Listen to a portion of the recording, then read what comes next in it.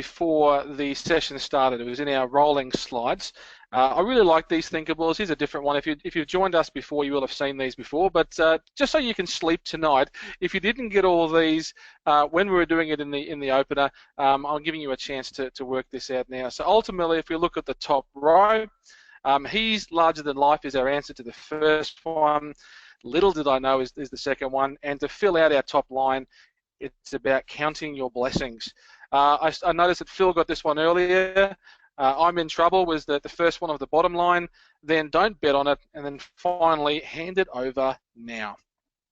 Now, if you really like these types of things, folks, obviously we've used them today as a soft opener when it comes to a webinar. You could just as easily use these in a classroom situation too, and there is a website you can check out, which is www.thinkablepuzzles.com, and there's dozens of other ones there that you might be able to use within your own training, and there's the link for you now if you didn't already know.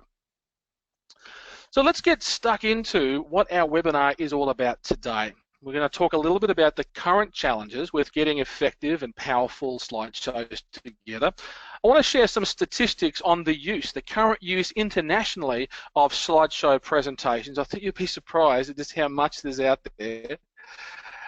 We'll check out some of the considerations for effective visuals. So we need to know what's effective first before we can start to construct that powerful presentation. But I do want to give you 6 tips for creating those powerful slides. That's going to be your takeaway. And by the way, you will get a light paper, a Mr. Weird light paper, absolutely free for joining today, which goes into more depth with those 6 tips. So you'll be able to have that as a takeaway. It's downloadable now, but you'll also get a copy of this within the 48 hours after the webinar as well. So you don't have to do anything right away if you just want to focus on our webinar today. I'll also want to talk a little bit about the alternatives to PowerPoint. I know it's the dominating platform that's out there, but there's plenty of other creative things in that space. And you know, for those of you that want to show your students something different, you might want to consider the 5 alternatives that I'm going to share today. And then at the very end of our webinar, I did want to open it up for some questions and encourage you to think about what your next steps are. What are you going to do with those 6 tips as a result of our time together? So just to give us some space, folks, and to give us some context about this experience inside a classroom when we're using PowerPoint slides, has anybody had this happen to them before, where you've got the presenter at the front and they're literally killing you with PowerPoint? As Dilbert's saying here, as you can see clearly on slide 397, blah, blah, blah, blah, blah. Who's ever had that happen to them? Feel free to put a yay or nay in the chat box. But certainly it's something I think many of us have experienced. And you know, it's not always the fault of the presenter too. Sometimes they're locked down with a slide pack that they absolutely have to use because it's part of compulsory or mandatory training.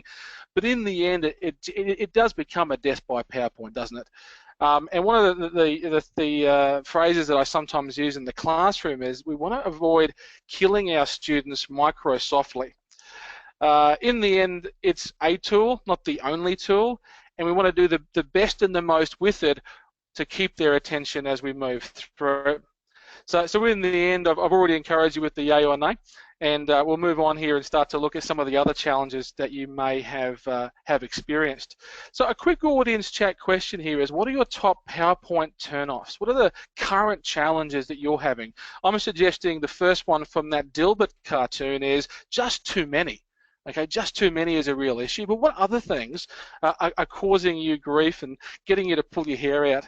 So Kath adds here, too many words and not enough pictures. Very, very good there. I mean, ultimately, less is more when it comes to a really good PowerPoint strategy. So some great news there from Kath.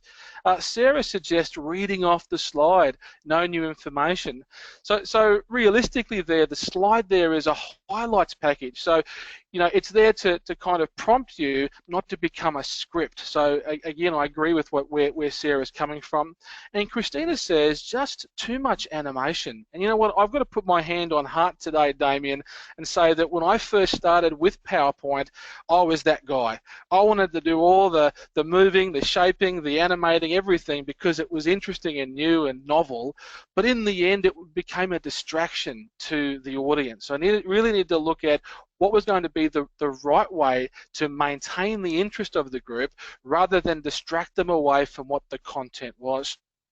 And Sarah's also, this must be our PowerPoint Anonymous class today, Sarah, because you know we all did it originally, but I think we can pare back now and look at what's going to have the greatest impact, and that's what today's webinar is all about.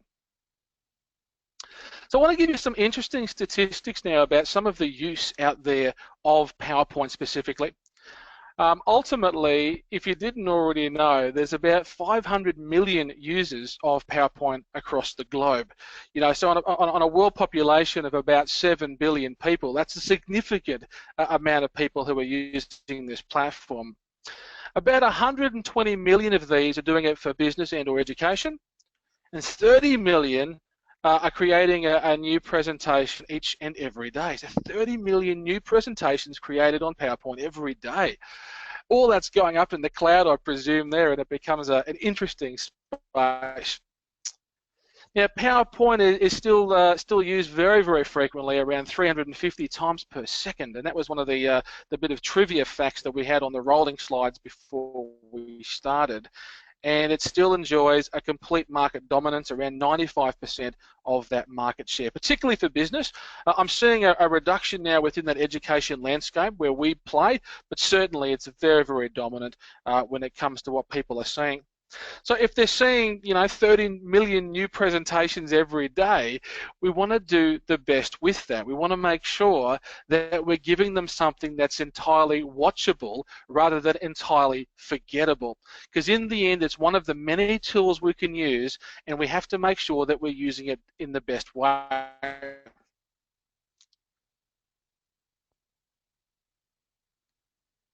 So what I wanted to kind of suggest here is that we could be using it in a different or a better way, and we should be striving for that. And we could be, in fact, if we cover our normal situation, be putting our students into a bit of a PowerPoint overload. So too much is clearly too much, and I wanted to talk through some things that we can do today that are going to get us on that righteous path to create those powerful slides and develop that impact that I think our students deserve, and as trainers and assessors, we really want for those participants to have. So we have to make our PowerPoint more powerful. That's kind of my key message today, and the cartoon to follow here is pretty much going back to what I said earlier, which is we don't want to kill them Microsoftly. I love this cartoon, even though it's super basic. I think we've all been there before when you know we read the bottom caption here, which is I need someone well versed in the art of torture. Do you know PowerPoint? And for some people, that's certainly something that's happened. Where I'd like to move on to is looking at some of those considerations for creating effective visuals. This will be true not just for slideshow presentations, but for posters and pretty much anything that we do that we give visually to our participants. And for those of you that are doing advertising pitches and this sort of thing too, these rules will also provide some extra guidance when developing that collateral. So the first thing I wanted to suggest here is to consider the size of the writing. Realistically, the bigger the better, okay? Particularly if you think, well, we don't want too many words to start off with, so if there's less words, then they can be bigger, you know? We'll want to think about how we use color, and we want to think about using color in a more effective way. So you want to have the darker colors used for the text and some of the lighter colors used for the ambience, if you like. So some colors are just very difficult to read, and I'll talk a little bit about this later in the session, but we want to think about that use of color, and spot color sometimes for impact and emphasis is definitely something we can do. Even the guys at Microsoft suggest this 6x6 rule. That's sort of 6 bullet points and no more than 6 points words per point. And I think that's a nice rule of thumb for us when we're developing our slides. In fact, I think 6 is sometimes too much as well. So just going back to that less is more principle, I think is definitely something we should be considering. One of my best pieces of advice today is this fourth one, which is to use borders to frame the content. There's something very special about a border because it forces the eye to look into the message. And even on this particular slide there, we've got an example of a border. It drives you towards that information in the middle. And there's also plenty of white space too, which is going to be an important thing. I'm also going to suggest simple images are better than things that are too complex and too detailed, particularly if you were drawing some of these yourself. So let's say you're doing a live PowerPoint situation and you had a pen and you're able to draw some things much like you would on a whiteboard. The simpler the images that you have, the easier it is for people to not only draw but also to understand. And as I just mentioned there, number 6 here is the use of white space. In advertising, they tend to recommend around 25% white space, and that again is to draw the image in. But what it does is it helps to declutter the area. So if there's too much going on, if it's too busy, the message is lost. And the same is true in an educational situation as well. If you've got too many things covering the space, then our students don't know where to look, and invariably they'll miss something important.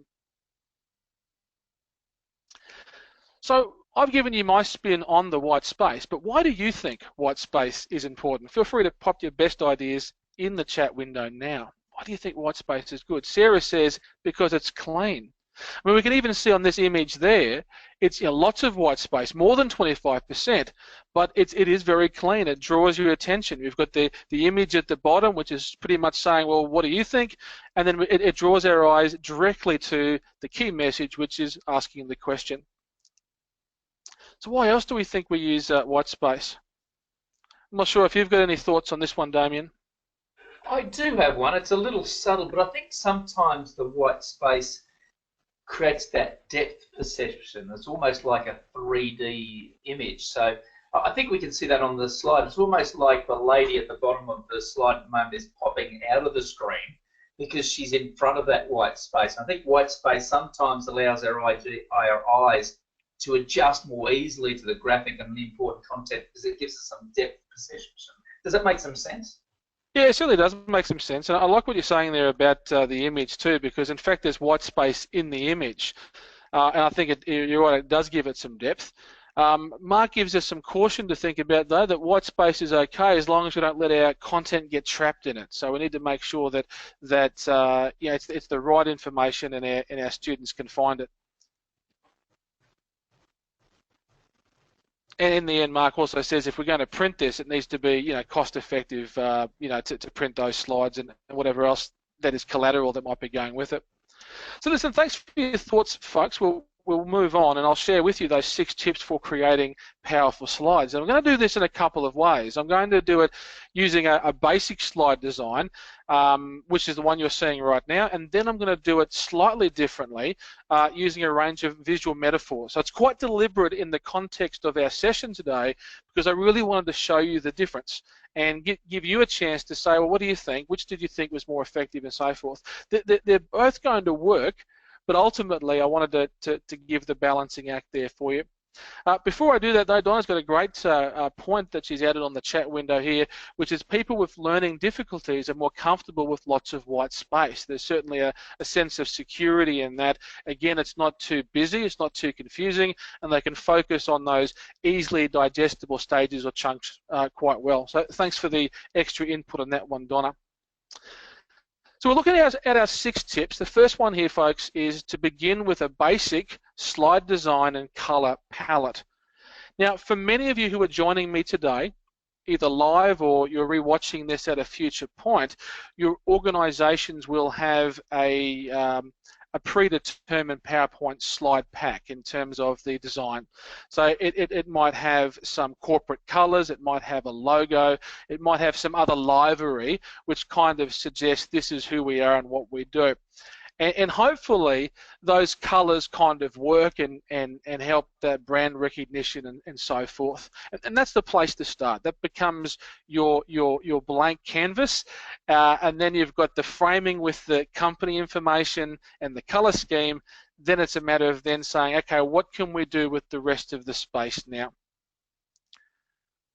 the next step is to use visual metaphors for deeper meaning. So you might have, 70% of your slide pack, which is that corporate design, and then you might add some quick visual metaphors in between those, which add extra impact. So for instance, you might use an image like this, which kind of illustrates a point you might be saying. So in this particular case, it's saying time is money.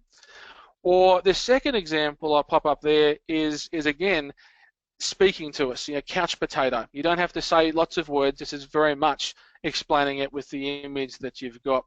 So if you were doing something in a fitness space, let's say, you might be using these images because you might be talking to your customer saying they see time as money, that they don't always have time to be working out and looking after their fitness or participating in a wellness program, but in the end we need to move them from being couch potatoes to people who want to get up and move and do the right kind of thing. So very, very quickly you can use those images to further your discussion with your clients. But then we can take it one step further and use an image that encaptures the whole screen. Now straight away it jumps at you, doesn't it? It's not a very complex image here, but because it takes up the whole space of the screen, it is powerful in spots. If every slide was doing this, it would be too much.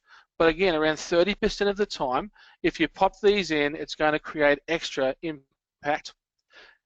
Here's a very different example, but it does much the same thing. And again, it's an example of a visual metaphor, and it could be relating to unlocking your heart. So you've got to find that thing that unlocks your heart in this example. So I'll return back to my 6 tips. Number 3 is to change the color of the keywords for that extra punch. Changing the color of keywords for that extra punch. Now you can see on this particular slide that I've got keywords like basic and meaning in my corporate colors. They're bolded as well, so straight away it adds emphasis and draws your eyes immediately to those keywords. This also helps me as a presenter to know what I have to focus on and what I have to maybe pause on or provide verbal emphasis or perhaps even elaborate on. So it gives us extra cues or clues about how we can explore the information in our own slides. So if I go back to this particular slide with the unlocking the heart, I might do something like this: unchain your heart and unlock your passion. You can see here that the heart and the passion are coloured, and they also share a colour with something else that's in the image. This is the secret to making it even more impactful. It has to be the same color too. If it's a little bit off, it won't have the same synergy.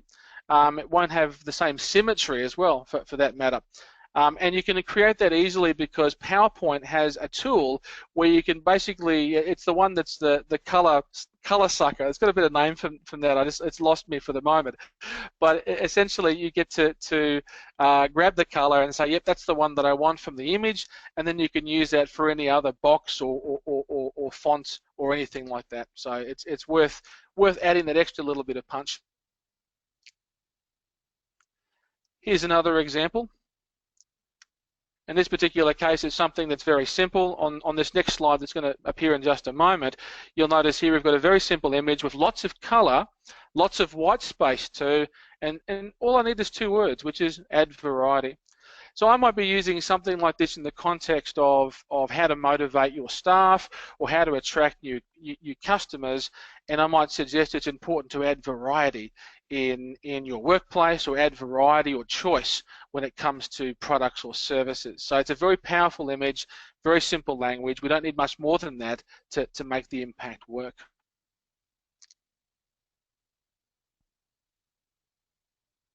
Now again, here's another example, and this time we are trying to use the body language that you'll see in this particular image, where we kind of know what's going on, but we can start to say we need to make it personal. So we might say we need to make personal connections with our staff or with our customers, and again, this particular image illustrates that very, very quickly. You'll notice there that I've used a blue, and it's the same blue as the mouse pad. And as I said, it creates that certain symmetry, which I think adds extra depth and power to it.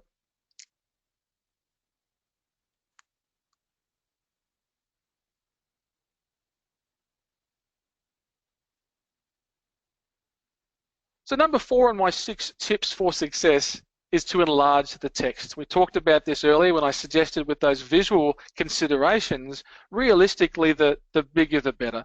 That the larger the text is, the easier it is to read, but if you don't have too many words, then you don't need to have it too small. So for instance, this is better than this, and this has even more impact. So you can start to adjust the size of the text based on the importance, based on the emphasis, based on whether you want to grab their impact or not. But you can see very quickly you can create those emotions and reactions just on changing the font size.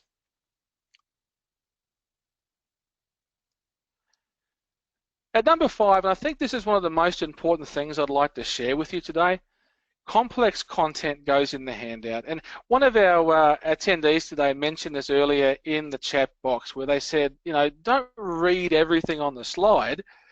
If there's something that's super important that's going to take some time, give it to them in some other resource and then have a highlights package on the slide pack. In the end, people don't want to watch you reading.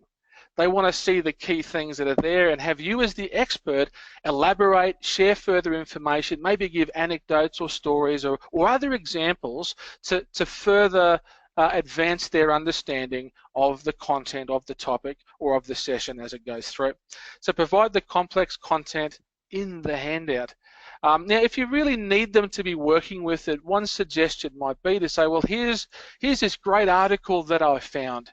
What I'd like you to do, take a few minutes, grab a highlighter, have a read through this article and highlight the things that you think are most important to you.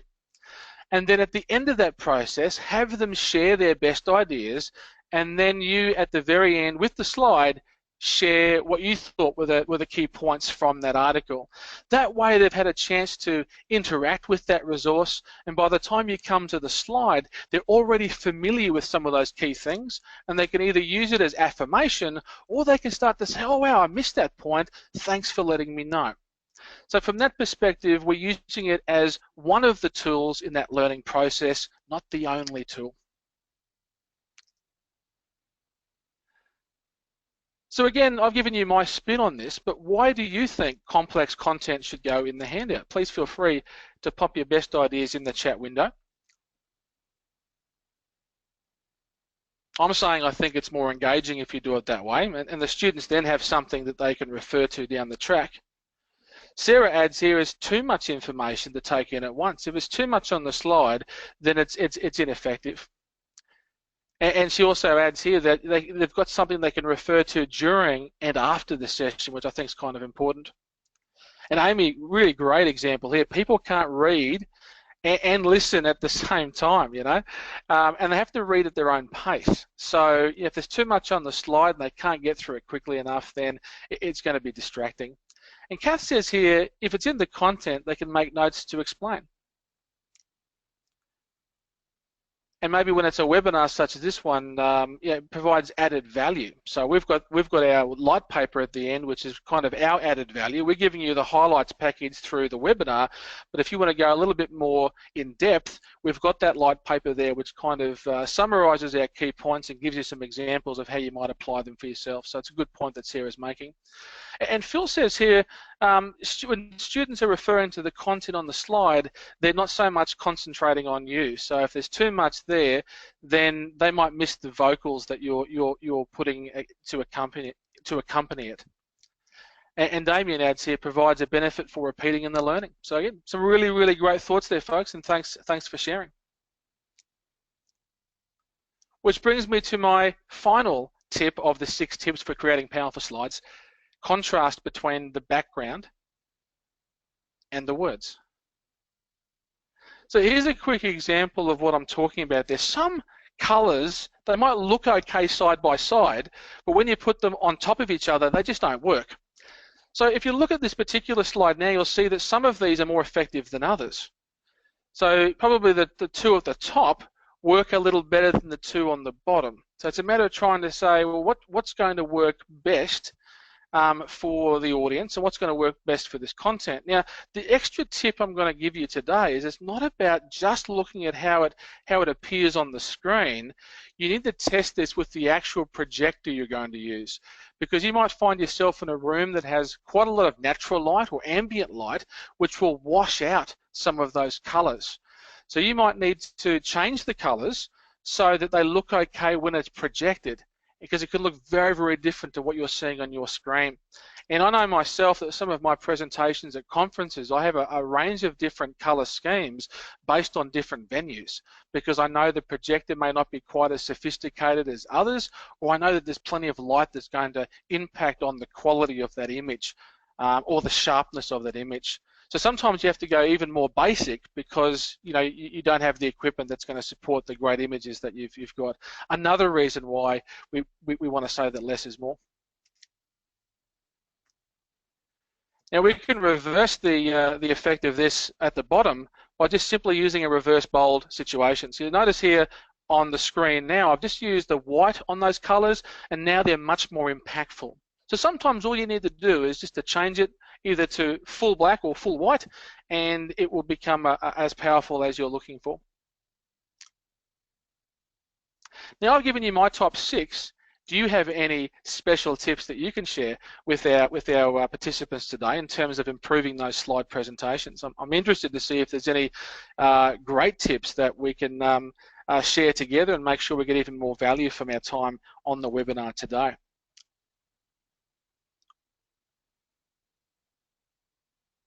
Hopefully I haven't stumped you with that one today. So Mark, pop your answers in the chat, and as you pop your answers in the chat, we'll be able to go from there. I believe somebody's trying to say hello to us. Hi. No, that was just me, Damien. I was just saying that Mark was saying here that the slides should be reasonably consistent with the imagery, so people feel safe and secure. So you'll notice on this particular slide pack I've got, my images are very, very similar. We've got without too much background, they're very much of people with emotions or with actions. So again, when you see these slides, you become familiar and go, yep, I know what's going on here, which is great. Kath adds here, use a simple font rather than the fancy arty ones available. And listen, another great tip with that one, Kath, is that not every version of PowerPoint has the same fonts. So you might take your version with your interesting, innovative, different arty type font and then try to use it, and it's not available as a standard font on the new machine, and therefore it goes into a completely different spiral of fonts, and everything goes out. So yeah, I totally hear with what you're saying, and Sarah's agreeing with this too. Keep it simple, guys. It doesn't have to be over the top. And Sarah continues by saying, I think that it's much more interesting to have someone's personality also on the screen. So yeah, that's why I like these types of pictures here as well, because it sort of adds something more than the text by themselves. So some awesome advice, folks, and hopefully you've added those to our 6 and you're taking some notes as we go along today. Now, I do have some bonus tips for you, and I have been kind of talking about this throughout, but I wanted to be super obvious about it at this stage. My bonus tip is to use those simple, clean images. So again, this is a simple image. I'm able to fit it into the frame without too much trouble. We get to show the emotion with those there. They're high resolution as well, so they're going to work on lots of different levels, and it can help to speak to perhaps the topic that we are talking about. Gives us all that white space that I was saying was important earlier in the session. There's a quick question that Jennifer's asked there. What role do you think that humour plays in the PowerPoint? For me, Jennifer, I'm a humour guy. I like to have fun. I like to sort of have that levity within any presentation there. But I think in the end, it relates to the cohort that you have. Some audiences just can't handle it. You know, sometimes when I was school teaching, you try something like that, you put an interesting image up, and then they're off topic for 10 minutes laughing at this incredibly witty, interesting image, but that was really just to illustrate a point, not to get them off topic. So it's got to be cohort-based, I guess, from that perspective. But in the end, I think humour is okay, as long as we're not sort of laughing at our students or laughing at somebody's situation that they can't help, you know, if that makes some sense, Jennifer. I think it's quite okay to maybe look at some interesting things that happen where people have maybe done the wrong thing, and we can learn from that from a safety perspective or a leadership perspective. But again, as long as we're not laughing at people who can't change their own situation, I think that's okay. Mark's asked a question too, is this sort of imagery better than clip art? Well, the guys at Microsoft have dumped clip art themselves, so I guess they're showing their hand when it comes to this. I don't think clip art is necessarily bad, but I don't think it always has the same impact as these sort of real colors, real vision type situations. So again, horses for courses, I would say, Mark, there, but where you could, and certainly from my preference perspective, I prefer these sorts of images than the clip art style. So we're just over halfway through our webinar at this stage, and if you've joined us before, you know I like to give you your 30 seconds of Zen. Here's your quick 30-second stretch break. Stretch it out, and we'll come back and we'll continue with the second half of our webinar in just a sec. So I might just chat for a few seconds here. In fact, I'll even throw the webcam on to say hello and act like a friendly person. Mark at the moment is doing the stretch. I know some of you maybe have some doubt about that, but he hasn't had his yoga class today, and I'm sure at this very moment Mark is cutting loose with that terrific pose. Mark, have I told the truth? Am I on something here? Mate, I had a little bit of trouble getting that back leg over, but I was able to achieve it in the end. So I'm in full zen now, which is great. That's very reassuring to us all, Mark. Glad to hear it. Please continue. Take us home through the second half. Shall do. So we'll start with a poll on the second half of our webinar, folks, and here it is. What is your favourite tip so far? Now, I'm only giving you 5 to choose. If none of these 5 are your favourite and there's a different one, pop it in the chat window. But is it begin with those basic slide design and the colour palette, maybe using visual metaphors, that 25% white space rule, the use of simple, clean images, or in fact, the change of colour for impact? Let me know which your favourite one is. Which of these is your favourite, I should say. Just giving people a few more seconds to get their votes in. Okay, just about everyone is in. I can see everyone's dove. In fact, we've got 100% of the answers here, Mark. So let's share these answers and see what we've got. And, the first one was not popular, Mark. So the other 4 are big winners here.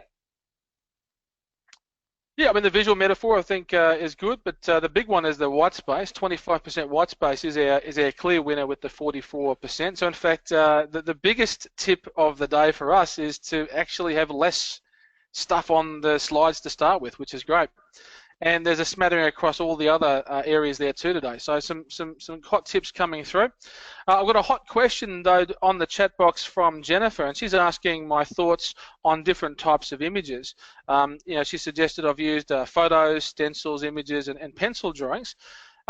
Realistically, the key thing is how you want to provide the impact, Jennifer. I think that in most cases having the real photographs, those real images, allow people to connect with it because they can put themselves in the picture quite literally. However, sometimes those stencils and pencil drawings help us to suggest that we're going to do a diagram, or it's going to be something that is maybe not too complex, and that we can kind of handle it because there's a little less detail to it. So I think that from that perspective, it depends on what you want to present and what kind of emotion you might want to attach to that. So hopefully that makes some sense, Jennifer. At this stage, team, I'd like to look at those alternatives to PowerPoint. Now, some of you may have used some of these before, which is okay, and some of you may not be able to, depending on the actual computer that you have, but I did want to share these 5 for you to think about, and there's a bit of home play for you after today. So the first one here is Powtoon, and I really love Powtoon, and in fact I've been using it for years, and they've just updated it, and it's even more awesome than it once was. So how Powtoon works is you actually get to create what is essentially explainer videos. So you create these much like a storyboard, and you can kind of see from the image on the screen there, you're working out what's happening on each frame of that storyboard, and you can add images. You can upload your own images. As you can see from the screen there, you can have those stencil cartoons as well as real pictures, and you can put your own information in there as well. What's really cool here is you can also add voice to this if you wanted to. So if you weren't doing it as a live presentation and it was something you were sending to online learners or as part of a promotional package, this could be really great. Or you can still create it without the recorded vocal and do that with that live audience. So well worth a look. Big fan of it as a tool, and it does present a different look and feel than PowerPoint, which could help to draw your audience in. So as I said, team, it's good for storytelling and those sort of animated type presentations. I really like them for explainer videos, and there's been a real push to those types of things more recently. The second one is Prezi, and this has been around for a while now, and what I like about Prezi these days is it has both an online and an offline version. So when it first came out, you had to be connected to play it live, which became a problem if you couldn't get onto the internet. Prezi is great for non-linear presentations because you can move and shake and go in different perspectives, and it sort of zooms in, zooms out. Some people say, however, that zooming in, zooming out gives you a little bit of queasiness in the stomach for some people. Somebody mentioned to me recently that it was a bit like the Blair Witch Project, if you remember that film, in terms of that sort of camera motion type thing there. But again, it just has different transitions to the content, and you can add lots of different media quite seamlessly, and that's kind of what I like about Prezi as a situation. Kath agrees that Prezi gives her motion sickness, so she can't use it now. I'm probably in the same space with that, Kath, but again, I've seen plenty of people use it effectively, so maybe not overuse it, but it's a chance for you to do something different. And for me, that's what it's about. We know that 95% of our users will be using PowerPoint, and you could get that PowerPoint overload. So if you temper that use with some of these other platforms, you might be able to not only attract the attention of your audiences more frequently, but hold that attention for longer. So that's kind of the context that I'm sharing this information with you today. The next one here is Haiku Deck, and this is a beautiful package. It absolutely has unbelievably amazing images available as part of the standard package. You can see just with the little thumbnails on the screen now just how powerful these are. Really easy to use, a lot of drop and drag type situations there. It's really great from an iPad perspective, so if you're on the road and it's difficult to lump around your laptop and so forth, or if you're on the plane and you want to be able to do it from the gate to the landing, you can be working on your Haiku Deck on your iPad or something similar. So it's a great option for those users, which is fantastic. And one that maybe you've never heard of before, but it really is a new player in the marketplace, is eMaze. And eMaze will amaze you, and as it promises there, will help you to make amazing presentations. It helps you to build those sophisticated presentations really with very little effort. It does all the heavy lifting for you. It has the themes, but in my view, the themes are so much more sophisticated than what PowerPoint give you. You get a glimpse of that just from this image there, and this is a wonderful theme there, and you just drop your information in the spaces. It's already done the hard work when it comes to working out with what colors work in what situations. So again, it's something that you may want to consider, and the free option is very, very good. It's presently in a beta space right now, but it just gets better every time I check it out. So again, some home play for you to see whether eMaze might be something that can work for you too. And the final one I wanted to share, for those of you that are Apple users, and again, this has gone from strength to strength. You can check out Apple's Keynote. For those of you that have Apple computers, definitely it comes standard these days. But what I really like is that for the most part, you can get a free app on your iPad and on your phones, on your iPhones, I should say. So you've got options here for you to be able to use the Keynote with those devices.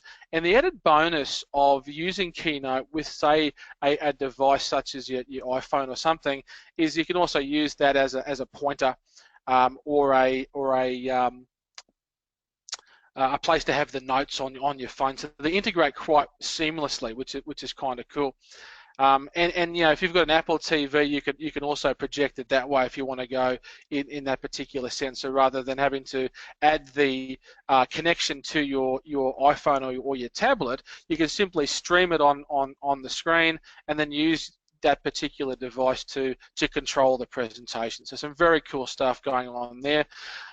It's the Apple equivalent to PowerPoint. It's very clean layout, and I really love the transitions that Keynote has. I think they're also superior to what's available presently on PowerPoint. So again, some options there for you to consider.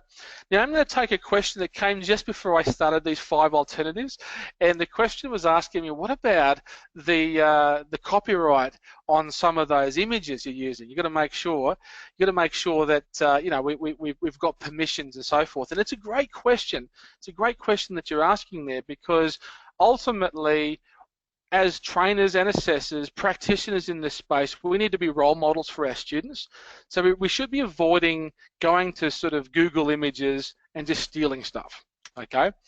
I know that lots of people do it, but there's a range of issues on this. One, obviously the quality is not always as good, but secondly, and this is where the question came in the chat window, secondly, you don't have express permission to use it, and therefore could be likely in breach of copyright. So what we do, and all the images that you see, other than the ones that I've screenshotted, all the images you see in this presentation are from a licensed product that we have, and there's lots of them out there. The one that we use is called iClipArt, and strangely enough, it's more than just clip art, but that's what it is. And we've got an organizational license, which means that all of the images that appear on that site we can use for any platform, whether it's in our advertising, whether it's in our e-learning, if it's in our courseware, or in fact on a PowerPoint slide. We can use it unlimited, in an unlimited way, as long as we continue to pay the license. And that's both the good and the bad of those types of arrangements, because once you start adding these images to all your different products, you kind of have to continue to pay that license. Because at the minute you stop paying, now you don't have that express permission anymore, and you have to rip them all out, okay? I really like it. It's my favorite of the sites, but listen, there's dozens of them out there. In the end, you've got to make the right choice for you. Plenty of my colleagues in this space prefer not to use that sort of a platform, that subscription base, and they prefer to buy the images as vector art or something similar. I find that to be more expensive, but again, if you've got a very specific project and you want to make sure that you don't have that ongoing issue, or more importantly, if you're, say, a vendor that's then selling your products to somebody else for use, then you probably want to have permission to do that. And unfortunately, with a subscription base, you're only getting permission for you and your organization to use it. So there are some complex situations there, but you know, check it out. There's also some other sites there that are Creative Commons.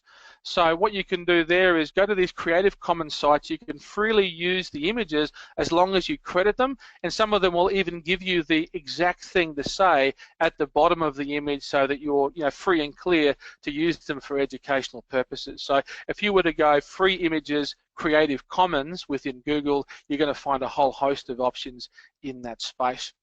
So hopefully I've answered that particular question. Feel free to double back onto the chat window if you need some more information on that. So I gave you 5 alternatives to PowerPoint. Have you seen any others out there in the public domain that you've used that you think might be effective and you'd like to share quickly with our audience today? As always, the chat box is the place to pop that information.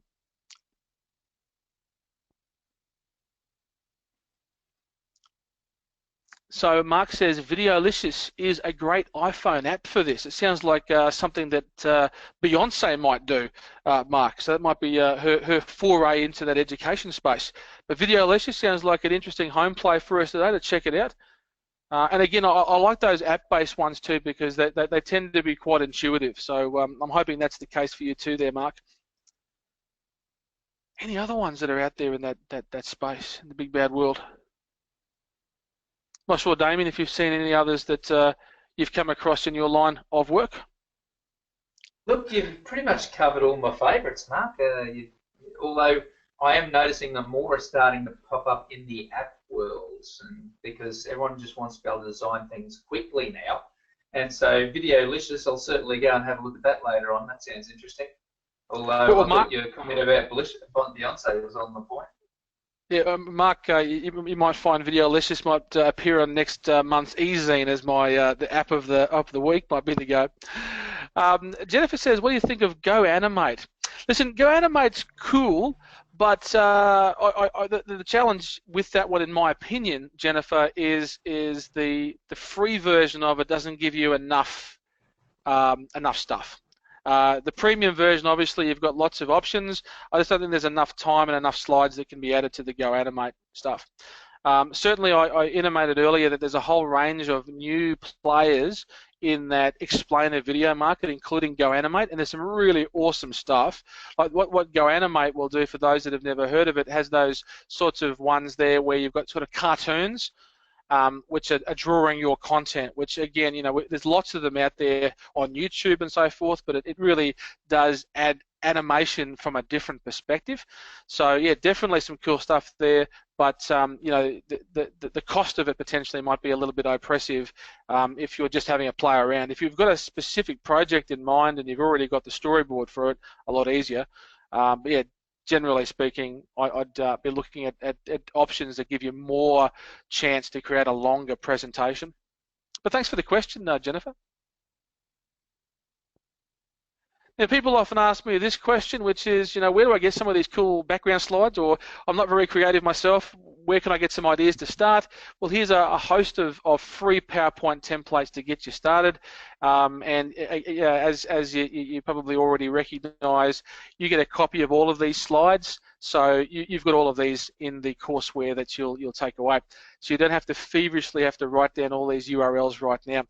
They all do something a little different, but again, I wanted to give you something as a bit of an extra today that will help you on your way to creating these more powerful slide presentations.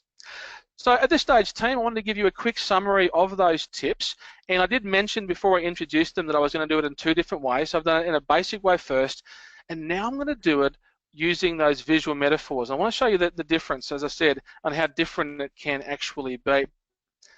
So the first one here is to begin with that basic design and color palette. And we mentioned it was important to sort of get those basics right, understand what colors you can use. You might be constricted potentially by your company colors and logo and so forth, but that becomes the canvas, and then you know what you can do thereafter. The second point was to use visual metaphors for deeper meaning, okay? And again, in this particular case, I've used the deep ocean for my deeper meaning. And you'll notice once again, I've used that color for emphasis in the word deeper, and it's the same gold as the goldfish in that image. And you can see straight away that it creates extra impact because those colors are consistent. Change the color for extra punch. So now the image and the words go together. And once again, I'm using the color for impact. Enlarge the text. Enlarge the text. I really love this particular image as well. Lots of white space we can see there. And in this particular case, the image is suggesting I need to use a magnifying glass to see something, which is also, again, talking to the message that's on the screen. Complex content goes in the handout. We've mentioned there's a whole heaps of benefits for doing this, and thanks so much for sharing those. In the end, remember our PowerPoint is simply, or our slideshow presentation is simply one tool, not the only tool. We've got to surround ourselves with great resources, and our PowerPoint can be the conduit between those, but don't feel like it has to do everything for us. And then contrast between the background words and, sorry, the background and the words. So contrast between the background and the words. As I mentioned earlier, sometimes the colors can look okay side by side, but when you put them one on top of each other, they start to lose impact. So you really need to test those things, and I also suggested to test it with a real projector as well. That way you can get a sense for what the audience will really see rather than just what you see on your computer screen. So these were the 6 there, and we can see the difference. And hopefully you're moving towards that visual metaphor as a really powerful way to add impact, to draw the audience in, and to make the message come alive. So you can see it very quickly between the 2 different ways that we did it today. So at this stage, folks, I did want to open you up to questions. If there are any final questions you might have around anything we've covered today before we do our final wrap-up, here's your opportunity. I think I've covered most of the questions that have come through on the chat window thus far, Damien, but is there anything else you think I may have missed? No, I think you've got them all, Mark. I think we've nabbed all the questions that have come through during the webinar. Ladies and gentlemen, if you've got time for it, we've got time for a couple of questions, so please don't hesitate to ask Mark whatever question you want to ask about presenting slides and developing and improving your slides. While you're thinking about that, folks, I do want to remind us that this is one of the resources you've got to take away today. So it's absolutely free today, and your official Mr. Wed Light paper, the 6 tips for creating powerful slide presentation. So it does elaborate on all of the content from today. And at this particular stage, you're the only group that's got access to this information. So it's an exclusive bit of content for our webinar registries today. Ultimately, this will come out to you in the next 48 hours, but it is available there with our resources now. If you wanted to download it immediately, you could at this particular stage. So if there aren't any other questions, team, I'm really going to invite you to think about what your next steps are. We've covered quite a lot of material about how to make these presentations more powerful using those slide presentations. What are you going to start with first? Now, while you're thinking about those next steps, there is a question there from Kate, and she asked, what's your personal favourite for an alternative to PowerPoint? Well, listen, I really liked the Powtoon.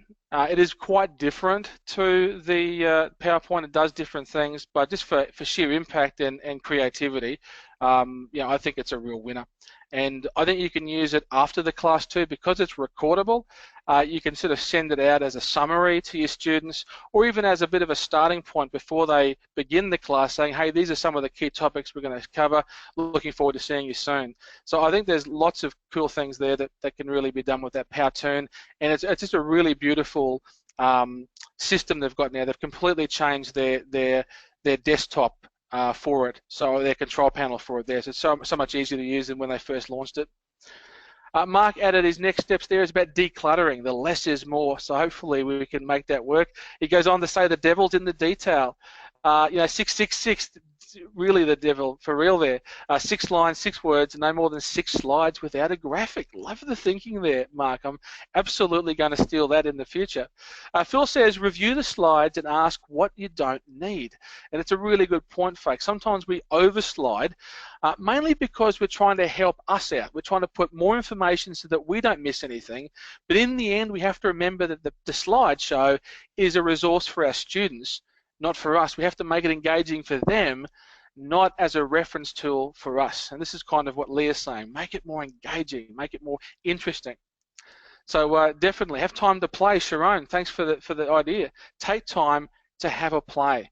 Lock yourself away, change some simple things there. And listen, probably the easiest thing you can do right now is to look at how you structure some of the text and go in to see, is there an opportunity for you to bold and slightly color some of those keywords for emphasis? And that doesn't take too much time. I guarantee you, when you go in the classroom and you try this the next time, it'll make such a big difference, because not only will you be aided by knowing what are the key points, your students are signposted to those as well, and that's what they take away. That's what they cotton onto, which is super important.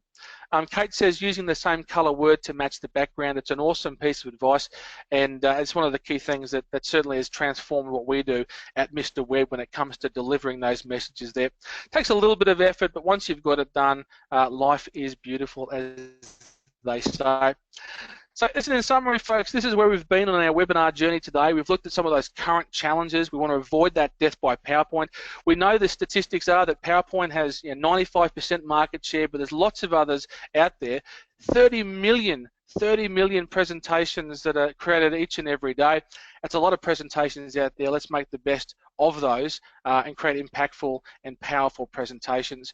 I gave you some considerations for effective visuals and then backed it up with 6 tips for creating those powerful slides. And don't forget, you do have that takeaway. We looked at alternatives for PowerPoint as a bit of a home play for you, and you had an opportunity to think about your questions and next steps. If you love today and you want to do more of these webinars with Mr. Wedd, here's a couple of the ones we've got coming up in the next few months. We've got how to manage volume of learning requirements. Now, this is one that is absolutely a hot topic right now. I know a lot of organisations are trying to manage with what the regulators' expectations are, so check this out if that sounds like your organisation. And then back in August, we're looking at managing training across different generations. So thinking about how we can make sure that our training resonates with all of our audience, not just pockets of people. And in the end, I'll talk about how we can make training work, which works across all the generations. At any time, folks, check us out at www.mrwedd.edu.au/webinars to find out just what we're doing in that webinar space. Listen, folks, it's at that time. We're at the close of our webinar. If you've got any other questions, pop them into your chat window now. As always, Damien, thanks so much for pushing the buttons and making sure that everything went to time. And thank you for joining us, folks. I really appreciate your time on a Thursday morning. And wherever you are in the world, hopefully you have a wonderful rest of your day. And we look forward to you joining us on a Mr. Wedd webinar in the future. Thanks so much, team.